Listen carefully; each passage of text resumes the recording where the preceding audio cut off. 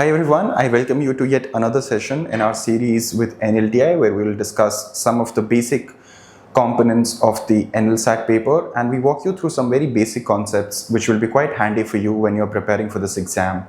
The today's session is about understanding elimination technique, wherein there are some options which may be closely worded, and I'll help you how to decode those options and how to eliminate options which might appear very confusing or which might appear very similarly worded and hence are difficult to eliminate. So broadly, this session is devoted towards getting more clarity in part A, and within part A we are looking at specifically options which can be very confusing for students and which are difficult to also attempt. In this session, focus will be on first teaching you some basics of elimination technique, and then we'll look at some how to deal with options which are ambiguous, options which are very open-ended, vague or very confusing.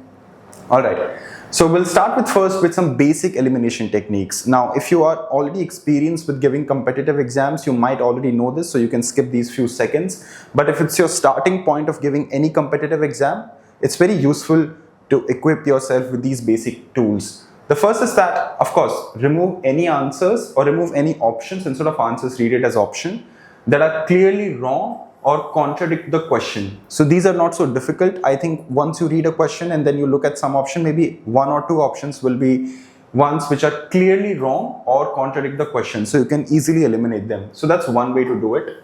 The second is keep out a vigil on options which contradict each other.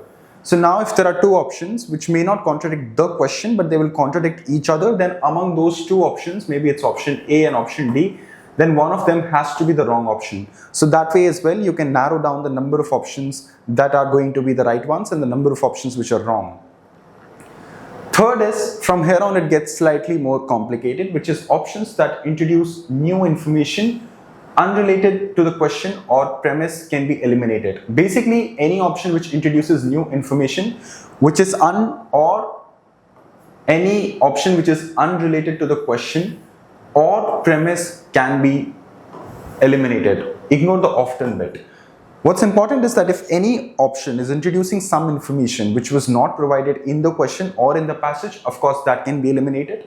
We'll talk about this even more when I take you through some illustrations. The second is if the option is entirely unrelated to the question. So question is asking you about something which of the following has been stated by the author in the passage, and the question is stating, or the option is stating something which is entirely different from what the question is asking you. Even those options can be eliminated. And lastly, anything which is not related to the premise of the question can be eliminated.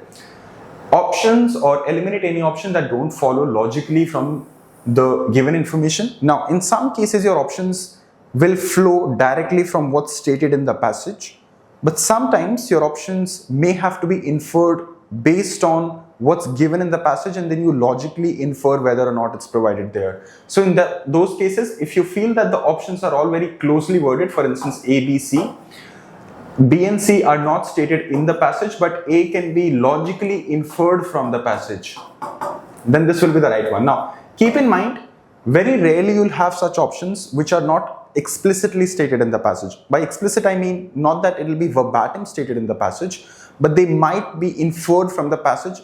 They might be reworded a little bit from how the passage has stated them, but they will nonetheless have their support from the passage. But in cases it's not directly stated in the passage, then you might have to logically infer them. Now in some cases there are options which are too vague or open-ended, which could be interpreted in multiple ways. These are also options which are not the right ones. Now I'll explain to you why that is the case. Sometimes some options will appear partially correct to you, or they might appear true on the face of it. You may think that they're the correct options, but they're slightly vague. You're unsure whether or not this option is entirely correct because they're open-ended, they are not definitive, they're not certain. In those cases, such options can be eliminated because these options will always leave room for ambiguity. So multiple people can interpret the same option in many ways. And that can never be the right answer, because for the examiner as well, when they're setting the paper, they want to make sure that the option which is the right one is objectively correct. It shouldn't be the case that the same option is being interpreted by different people in different ways. So let's quickly look at an illustration to show you how this works. So in this case, let's say there is a small passage excerpt which says that the ancient city of Pompeii was preserved under volcanic ash when Mount Vesuvius erupted and blah blah blah. Natural disaster, while devastating for the inhabitants, created an unprecedented archaeological treasure. Today the site provides researchers with detailed insights into Roman daily life, including social structures, blah blah blah, even the final moments of the citizens. Okay. Now we'll look at the question: what is the main significance of Pompeii as mentioned in the passage? Alright, if you've not been able to read the passage, you can pause this video and look at it. Now there are 4 options. It shows us the important thing about the past. Now, of course, this option, if you read, you'll feel that, okay, the city of Pompeii in some ways does signify the importance about the past. The second option says it provides detailed insights into Roman daily life. Yes, that also is probably true. It demonstrates the power of natural disasters. Of course, this is also in some ways true because the city was devastated by the volcanic ash when the Mount Vesuvius erupted. It represents a major archaeological discovery. Even this is true in some ways. So if you look at all these 4 options, they're all true in some ways. It does display a major archaeological discovery. It also provides detailed insights into Roman daily life. It also shows the importance about the past. So then how do we figure out what's the right one? So let's do an analysis here. Option A, if you look at, is too vague. Because by vague, it also means it's ambiguous. Because it says that it shows us the important thing about past. However, important thing about the past could mean anything. What kind of things? Which past? The option is too broad, or is so broad that it could apply to almost any historical site. So while the option does state that the site of Pompeii is important, and that it displays some important things about the past, but what exactly does it display about the past? So this option is very vague and it leaves us with a slight bit of ambiguity as to what it means when it's referring to the past. So that's why option A can be eliminated. Not because it's entirely untrue, but because it's slightly ambiguous and it's not giving us certain and specific information that we are looking for. Similarly, option C focuses on natural disasters, but the passage emphasizes the archaeological value more than the disaster itself. So option C only focuses on one part of the passage, while there are other aspects in the passage as well which are equally or more important. So that's why while option C appears true, it's limited in its scope and therefore it's the wrong option. Similarly, option D is partially correct but doesn't capture the specific type of insights mentioned. So it says that it represents an archaeological discovery. It does represent an archaeological discovery, but it does more than that as well. So that's why we go down to option D, which says that it provides detailed insights into Roman daily life. This option we can most certainly say is true because the main point of this excerpt when we are reading is that it shows us the insights into Roman daily life when the researchers found out about this ancient city of Pompeii. So the reason why option B is true in this case is that we can certainly say that the importance of founding or by excavating the site where the city was located was to get an insight into how Romans lived. That's why option B is the right one, and all other options, while they're true in some ways, they're not to the point. They're not giving us exactly what this passage is saying. They're only giving us some small insights into it, or in some cases they're too broad and too vague. And that's why all these options are incorrect, and option B is the best answer because it's specific and directly matches the passage's emphasis on detailed insights into Roman daily life. So the key here is to note that if any option is vague and it's ambiguous, and if it leaves you with a question in your mind that what exactly is this option trying to say, you can automatically eliminate that option. Do not get into that time-consuming process of thinking that this option could mean this, or maybe this option is worded like this. Any option which makes you feel or which makes you think that perhaps there is more to be desired in this option, there is perhaps something more that should have been provided in the option for it to be more specific and certain, then that automatically means that you can eliminate that option. Let's move on to the next slide then. So this was about use of ambiguous language or vague language. The second is use of extreme language. Now, mostly, and this is true in about 90 to 95% of the cases, any option with absolute terms like always, never, all are often incorrect in reasoning questions. Now, the reason for this is very simple. Authors, when they write any passage or any passage based on which you're supposed to respond to the questions, will typically never use extreme terms. They will never say that India has always been a country of, let's say, great diversity. They will never say that athletes from, let's say, India are always better than athletes from other countries in the subcontinent countries. So using of terms like always, never, all, these are all absolute terms. So if you ever see an absolute term in any option, you can be assured till 90 to 95% that it's a wrong option, because they never use these terms. These terms are very rarely used, and that's why if you see any absolute term in an option, you have a good chance that you can eliminate it and it's likely not going to be the right answer.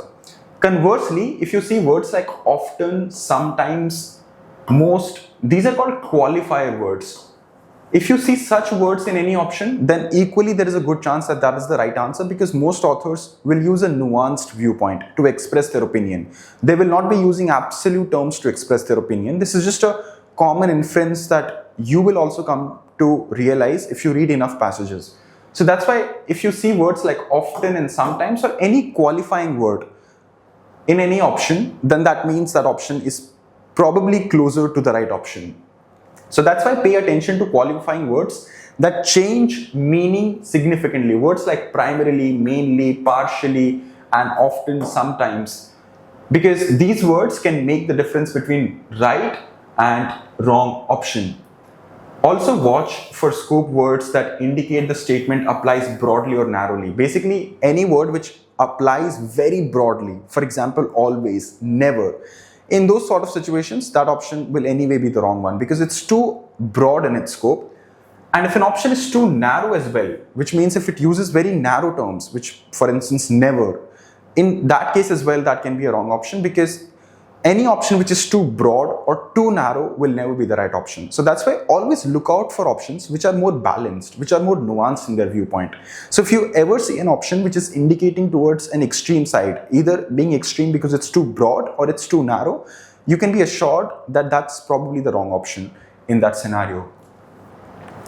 These are some very common tips that I wanted to discuss with you before we move on to some more illustrations to help you understand how to deal with these kind of questions.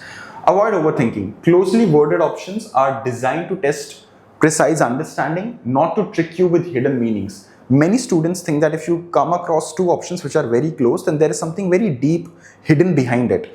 That's not really the case. Most of the times, the closely worded options are not made in such a way that there is something deep hidden behind them, but they're just simply to test how well have you read the option. So if you read the option word by word, you will oftentimes be able to make out the difference. So that's why the correct answer will have a clear support in the passage, while the wrong answers will have subtle inaccuracies or go beyond what's stated. So if you have two very closely worded options, then my suggestion is that read them word by word and then see the scope of that option. Is that option in any way going beyond the scope of the passage, one, or is it mentioning some new information which is not provided in the passage? By using these two tests, you will be able to differentiate between any two options which appear very closely worded. Second, return to the passage. Don't rely on memory alone. Go back to the relevant section and match each remaining option against the specific text. Look for direct textual support. So if you're still confused, you can go back to the relevant portion of that passage and then make a comparison between the options and what's given in the passage. Watch for common traps. Be wary of options that are factually true but don't answer the specific question asked. It happens many times. Maybe an option will look true to you if you were to read it independently without relying on what's given in the passage, but that information is not true if you were to read it in context of the passage. So be very aware of the fact that sometimes you will come across an option which could be generally true. For example, an option which states that India is a country with lots of cultural diversity. So you may think that it's generally true. We all know that it has a lot of diversity, but maybe that specific passage is not even hinting towards any such information. That passage does not even discuss the point of India's cultural diversity. So be very cautious of such options wherein you see such options which could be generally true but are not true if you were to read them in the context of the passage, or the passage does not engage with such an option. Lastly, and very important, if you're stuck between two very similar options, mark your best guess based on everything we have discussed so far. And if you still are confused and if you still feel you're not able to move on, then just return to it later if the time permits and move on to the next question. Do not waste too much time at a single question if you feel that it's confusing you too much or the options are confusing you too much. So for the sake of time management, move on to the next one, come back to it later towards the end of your paper. Now, I have already discussed this, what to do if the options are very similarly worded. You should just simply appear very similar, then closely compare them to the spot subtle differences, okay? Because in most of these questions or most of these options, wherein options are very closely worded, the difference will be very subtle in the form of language. Maybe both options are similar, but one option uses a word like always, or it uses a word like never. So you'll know that it's the wrong option. Or maybe one of the options introduces a slight bit of new information. Maybe it's 80% right, but 20% it introduces some new information. So that's how you'll know that it's the wrong option. So make a word by word comparison. That's the best way to wiggle yourself out of a trap where you see too closely worded options. Make a word by word comparison and then see which of these two options best matches what's given in the passage. Now this is some very quick short tips to help you. Anytime you see all of the above, I can assure you that about 80 to 90% it's the right option. So this is just to help you with some calculated guess perhaps, because in most of the cases, examiners don't tend to give you all of the above. If they give you all of the above, about 80 to 90% it ends up being the right option. Similarly, if none of the above is given, it's very rarely the right option. So in 80 to 90% cases, if none of the above is one of the options among four, it's not going to be the right option. So you can eliminate it right away. And if it's all of the above, then you should keep it in mind that it's very good chance that this is the right option. Again, option with longest statements often turns out to be the correct option. I'll say that in about 70 to 80% cases, again, if you're stuck and if you do not know which option is the right one, and if you're struggling with elimination, whichever option has the longest statement, which is to say whichever option is longest, then that option has a very good probability of being the right option. So again, it'll help you slightly with the guesswork if you're stuck anywhere in the question. Let's look at an example which deals with the scope and degree. The excerpt here says that the studies have shown that regular exercise can significantly improve cardiovascular health in adults over 40. However, the benefits may vary depending on individual health conditions and exercise intensity. Now, question is, according to the passage, what can be concluded about exercise and cardiovascular health?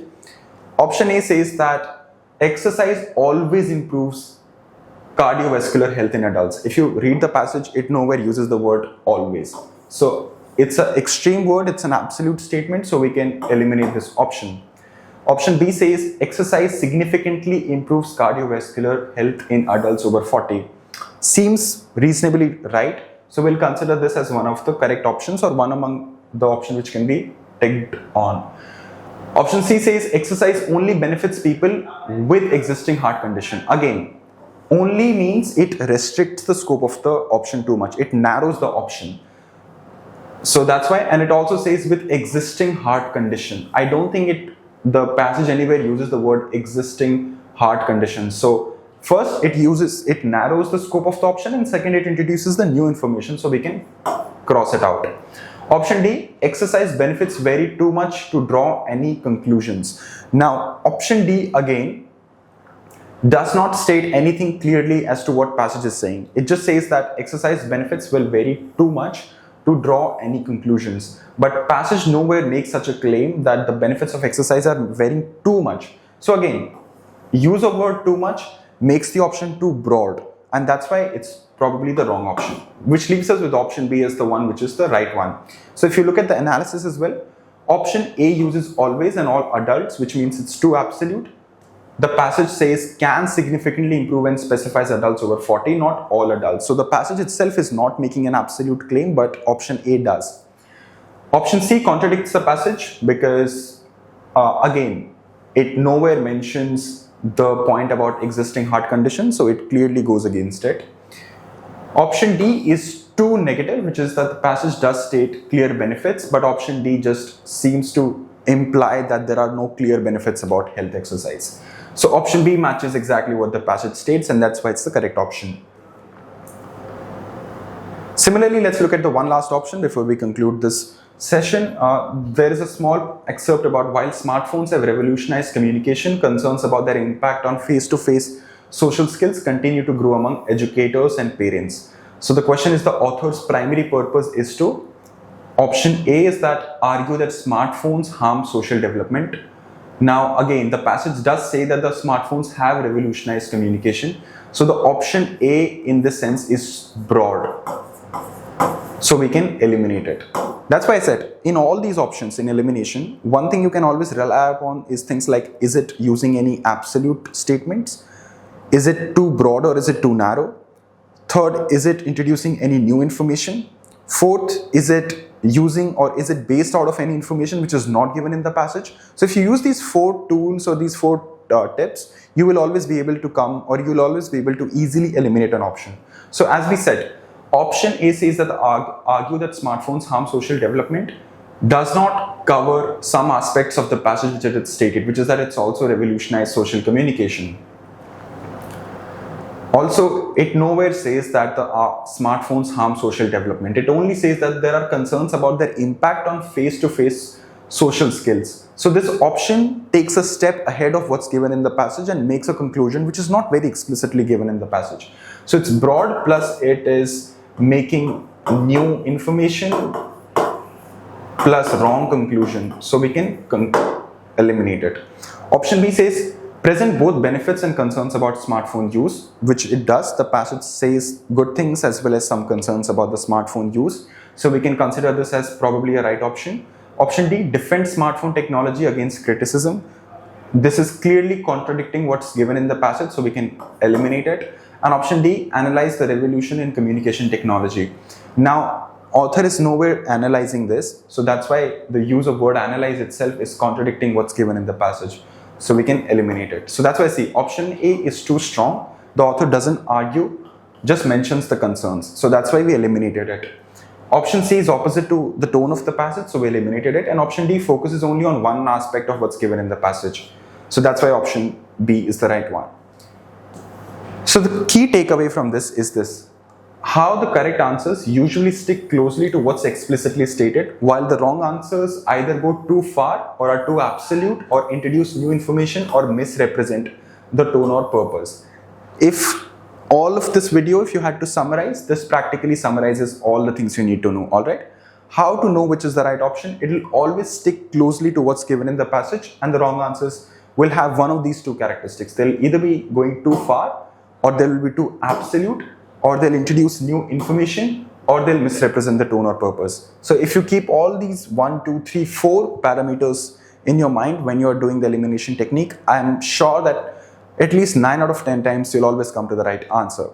So I hope this session was helpful for you, and because many students have faced this difficulty, so we are hopeful that in some ways it reduced any clarity or any issues that students were facing, especially with respect to elimination technique. Thank you for watching this video. Stay tuned for our other content that we'll be uploading on this channel.